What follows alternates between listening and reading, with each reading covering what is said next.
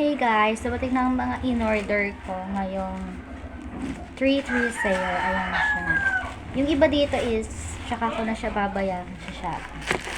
Kasi, ginamit ko na yung voucher ko dun sa sa SPay Later. Sayang din, ang laki din kasi ng ng voucher discount. So, ayan. And ito yung may bayad ko talaga. Itong isa. Bali, 3 kasi siya. Ayan. So, bubuksan na natin. Pasensya na kasi puro unboxing video lang na ko ngayon. Pero alam ko guys, matagal ko pa uli itong i-upload kasi ewan ko din sa sarili ko. Pero, mag-unboxing na tayo. Simulan muna natin. Ay, hindi to. Ito muna bubuksan natin. Lahat naman ito para sa sarili ko kasi wala, deserve ko to kasi I've been working out with this. Lagi-ipunan ko talaga to. Syempre, inuuna ko pa din talaga yung ibang bagay bago yung mga kagustuhan ko. Ganun ako. Kaya nga nasabi ko nung una, pinag-iipunan ko siya talaga. Hindi ako sa for the go. No.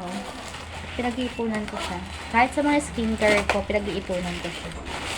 Kahit kapag kaalam ko nang paubos na yung skincare ko, mag-iipon na ako doon. Diba? Ayan. Oh my gosh. Ang laki niya. Oh, eh. So, laki niya guys, oh. Ito kasi sa sa buhok. Kasi kung nakikita niyo yung buhok ko, sobrang super dry niya, diba? Napakabang halata talaga na stress na ako sa buhay. Eme. I-open na natin siya. Super safe na. Pa-bubble wrap. Naka-filter ako ngayon, yes.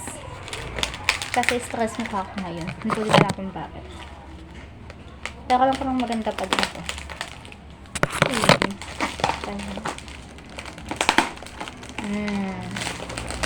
Kasi nahulog. Oh my gosh, ang hirap niyang buksan.